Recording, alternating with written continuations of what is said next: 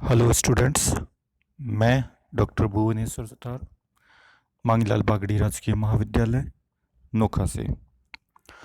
आज हम अध्ययन करेंगे क्वांटम सिद्धांत के प्रमाणवीय स्पेक्ट्रमी में अनुप्रयोग, application of quantum theory to atomic spectroscopy.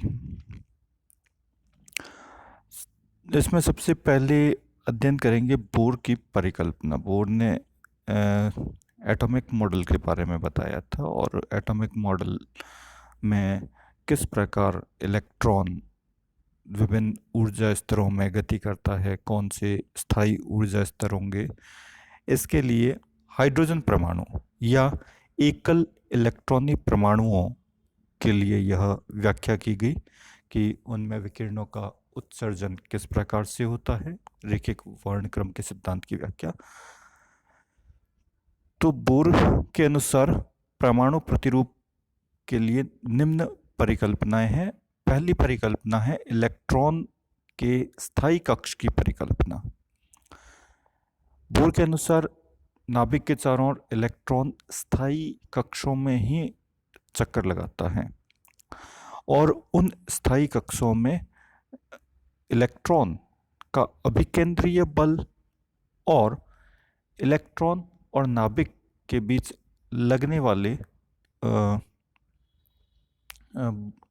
विद्युत बल का मान एक दूसरे के तुल्य होता है। दोनों की दिशा एक दूसरे के विपरीत होती है, जिसके कारण उसकी कक्षा है वह स्थायी होती है। और उसके बाद में उसने एक कंक्लूजन निकला जिसको हम आगे स्टडी करेंगे। परमाणु में इलेक्ट्रॉन नाभिक के चारों ओर विभिन्न वृत्ताकार कक्षाओं में चक्कर लगाता है। स्थायी कक्ष होते हैं, गतिशील इलेक्ट्रॉन की ऊर्जा में कोई भी कमी नहीं आती। वृत्ताकार कक्ष में गति के कारण इलेक्ट्रॉन का अभिकेंद्रीय बल और नाभिक और इलेक्ट्रॉन के बीच विद्युत आकर्षण बल एक दूसरे के तुल्य होते हैं, जो अभिकेंद्रीय बल प्रदान करता है। यदि m द्रव्यमान और Ze इलेक्ट्रॉन वाले नाभिक, जहाँ पे Z क्या है, परमाणु एटॉमिक नंबर है, परमाणु संख्या है, नाभिक के चारों तरफ Vn वेग से, n जो सबस्क्रिप्ट हमने यूज किया है वह नंबर ऑफ कक्ष यानी कक्षा की संख्या को इंगित करता है, और Rn त्रिज्या के nवें कक्षा में गति करता है। तो अभिकेंद्रीय बल जो है, अभिकेंद्रीय बल का मान m v² अपॉन r होता है। v का मान vn से रिप्लेस कर दिया, r जो त्रिज्या है rवें कक्ष के लिए rn हो गया। तो हमारे पास इसका मान आ गया k q1 q2 upon r²। तो k q1 का मान आ गया नाभिक पर आवेश Ze, परमाणु पर इलेक्ट्रॉन पर आवेश E, दोनों के बीच में बल आ गया k q1 q2 upon r² rn की जगह हमने यहाँ पर ले लिया है rn।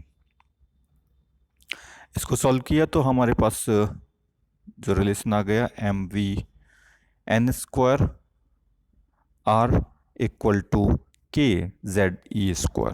k जो है कांस्टेंट है, z एटॉमिक नंबर है, e आवेश है, ये नियतांक होता है। तो mv² r का जो मान है वह नियतांक मिलता है।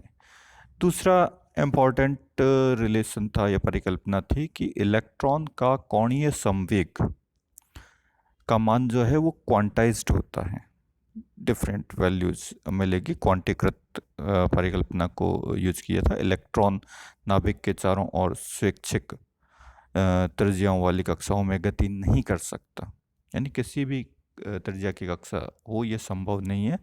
त्रिज्या के कुछ फिक्स मान है। यदि फर्स्ट कक्ष की बात करें, प्रथम कक्ष की बात करें, तो उसका त्रिज्या फिक्स होगी। उसके बाद में द्वितीय कक्ष की त्रिज्या का एक फिक्स वैल्यू होगा। बल्कि केवल उन्हीं कक्षाओं में गति करता है जिनमें कोणीय संवेग का मान जो है वो h× का पूर्ण गुणज होता है। इसके लिए इंपॉर्टेंट रिजल्ट था कि कोणीय संवेग का मान nh× के तुल्य होता है, h× की पूर्ण गुणज के रूप में होता है। तो कोणीय संवेग का मान mvr, तो m द्रव्यमान है, v की जगह vn ले लिया, r की जगह rn ले लिया, तो इसका मान nh× के तुल्य होगा, जहाँ पे n का मान 1 2 3 इस प्रकार से कक्ष की संख्या को निर्धारित करता है। एन जो है मुख्य क्वांटम संख्या कहलाती है, प्रिंसिपल क्वांटम नंबर कहलाता है, जिसका मान इंटीजर 1 2 3 4 होता है, और इनको क्रमशः के एल एम एन कक्षाओं के द्वारा इंगित किया जाता है। तीसरी और इम्पोर्टेंट परिकल्पना जो है वह है ऊर्जा के क्वांटीकरण की परिकल्पना की। ऊर्जा का मान जो होता है क्वांटाइज्ड होता है, एनर्जी की वैल्यू क्वांटाइज्ड होती है। किसी भी सेल में किसी भी ऊर्जा स्तर की जो ऊर्जा का मान है वह फिक्स होता है, वह रैंडम वैल्यूज नहीं हो सकता, ऊर्जा के हर एक वैल्यू को चूज नहीं करता। इसी प्रकार कोई भी इलेक्ट्रॉन जो है वह किसी पर्टिकुलर सेल से दूसरे पर्टिकुलर ऊर्जा कक्ष में गति करेगा तो ऊर्जा का अवशोषण और उत्सर्जन करेगा, और उत्सर्जित और अवशोषित ऊर्जा का मान जो है वह क्वांटाइज्ड फॉर्म में होगा, उसका रैंडम वैल्यूज पॉसिबल नहीं है। तो इस परिकल्पना के अनुसार इलेक्ट्रॉन जब किसी एक स्थायी कक्षा से दूसरी स्थायी कक्षा में संक्रमण करता है तो परिणाम के स्वरूप न्यू आवृत्ति या एच न्यू ऊर्जा के फोटोन का या तो अवशोषण होगा या उत्सर्जन होगा। जब वह अधिक ऊर्जा वाले कक्ष से कम ऊर्जा वाले कक्ष में संक्रमण करता है तो ऊर्जा का उत्सर्जन करता है।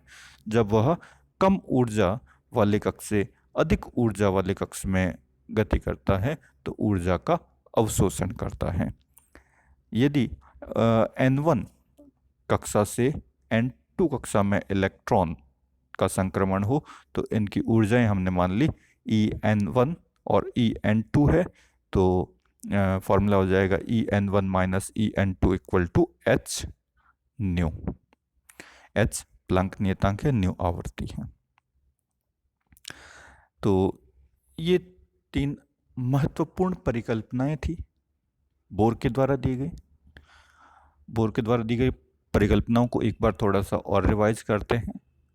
अभिकेंद्रीय बल, और अभिकेंद्रीय बल मिलेगा हमें इलेक्ट्रॉन और नाभिक के बीच लगने वाले विद्युत आकर्षण बल से, और वह कक्षा स्थायी कक्षा होती है। किसी भी स्थायी कक्षा में कोणीय संवेग का मान क्वांटाइज्ड होता है और इसका मान एन एच क्रॉस के तुल्य होता है, जहां पे एच क्रॉस जो है वह इंपॉर्टेंट टर्म है। एच क्रॉस जो है एच अपॉन 2 पाई के तुल्य होता है, जहां पे एच क्या है, प्लैंक नियतांक है, 2 पाई कांस्टेंट है। तो एच क्रॉस एक नया कांस्टेंट्स की फॉर्म में हम डिफाइन करते हैं। और किसी भी ऊर्जा स्तर से अन्य ऊर्जा स्तर में संक्रमण के कारण उत्सर्जित व अवशोषित ऊर्जा का जो मान है वो क्वांटाइज्ड होता है, क्वांटीकृत होता है। तो इन परिकल्पनाओं का उपयोग कर हम कुछ इंपॉर्टेंट रिजल्ट ज्ञात करेंगे। सबसे पहला, nवें कक्षा की त्रिज्या आर एन का मान क्या होगा, इसका मान हम ज्ञात कर सकते हैं। दूसरा, हम ज्ञात करेंगे nवें कक्ष की ऊर्जा, जिसको En से व्यक्त करते हैं, उसका मान ज्ञात करेंगे। तो सबसे पहले nवें कक्ष की त्रिज्या। तो जो दो समीकरण हमने ली थी, पहली समीकरण स्थायी ऊर्जा कक्ष के लिए जो समीकरण था, अभिकेंद्रीय और अपकेंद्रीय बल, अभिकेंद्रीय और विद्युत आकर्षण बल को तुल्य रख के हमने जो समीकरण ज्ञात किया था, mv² r इक्वल टू के जेड ई स्क्वायर के तुल्य होता है। और दूसरा, जो कोणीय संवेग का मान है क्वांटाइज्ड होता है, तो उससे हमारे पास रिलेशन आया था mv r equal to n h cross. इन दोनों को हम उपयोग करेंगे, इन दोनों को यदि भाग दे दें तो हमारे पास r का समीकरण आएगा R N equal to N square H cross square upon K M Z E square. तो आर एन जो त्रिज्या है वह एन स्क्वायर के समानुपाती होता है, अर्थात किसी भी कक्ष की जो त्रिज्या है वह उसकी प्रिंसिपल क्वांटम नंबर के वर्ग के अनुक्रमानुपाती होता है। यानी पहले कक्ष की त्रिज्या कम होगी, दूसरे कक्ष की त्रिज्या उसका 4 गुना होगी, तीसरे कक्ष की जो त्रिज्या है प्रथम कक्ष की का 9 गुना, यानी एन स्क्वायर के समानुपाती होता है। दूसरा इंपॉर्टेंट टर्म हम यहाँ पे देख सकते हैं, यह z के व्युत्क्रमानुपाती होता है। अर्थात जैसे जैसे एटॉमिक नंबर में वृद्धि की जाएगी तो उनके संगत जो ऊर्जा स्तर हैं, जो स्थायी ऊर्जा कक्ष हैं, उनकी त्रिज्याओं में संकुचन होता है, वह z के व्युत्क्रमानुपाती होता है। दो इंपॉर्टेंट रिजल्ट है। इसके अलावा जो टर्म बचती है वह आता है H cross square upon K M Z E square. H cross नियतांक, के नियतांक, जेड ई नियतांक, एम इलेक्ट्रॉन का द्रव्यमान है, नियतांक है। तो यह सारा कांस्टेंट है। इस कांस्टेंट को हम एक कांस्टेंट ए से डिफाइन कर देते हैं और इस कांस्टेंट को नाम दिया जाता है बोह्र त्रिज्या। ठीक है, इंपॉर्टेंट टर्म है बोह्र त्रिज्या। तो यदि हाइड्रोजन एटम की बात करें तो हाइड्रोजन एटम के प्रथम कक्ष के लिए n का मान क्या हो जाएगा? प्रथम कक्ष के लिए n का मान 1 हो गया, z का मान 1 हो गया, तो हमारे पास R1 का जो मान है वह हाइड्रोजन एटम के लिए वह a के तुल्य होता है। यानी हाइड्रोजन एटम की ग्राउंड स्टेट या प्रथम स्थायी कक्ष जो है उसकी त्रिज्या बोह्र त्रिज्या के तुल्य होती है। दूसरे कक्ष की जो त्रिज्या है वह इसकी 4 गुना और तीसरे कक्ष की 9 गुना होती है। अब हम ज्ञात करेंगे nवें कक्ष की ऊर्जा। nवें कक्ष की ऊर्जा ज्ञात करनी है तो हमें यह पता है कि इलेक्ट्रॉन नाभिक के चारों तरफ वृत्ताकार कक्षों में गति करता है। तो इलेक्ट्रॉन अगर गति करता है तो उसकी गतिज ऊर्जा होगी और इलेक्ट्रॉन और नाभिक के बीच में लगने वाले बल के कारण एक स्थितिज ऊर्जा होती है। तो nवें कक्ष की जो ऊर्जा है वह इलेक्ट्रॉन की गतिज ऊर्जा और स्थितिज ऊर्जा के योग के तुल्य होती है। गतिज ऊर्जा का जो मान है हाफ mv स्क्वायर। nवें कक्ष के ले रहे हैं तो v का मान vn से रिप्लेस कर दिया और स्थितिज ऊर्जा का मान k q1 q2 upon r के तुल्य होता है।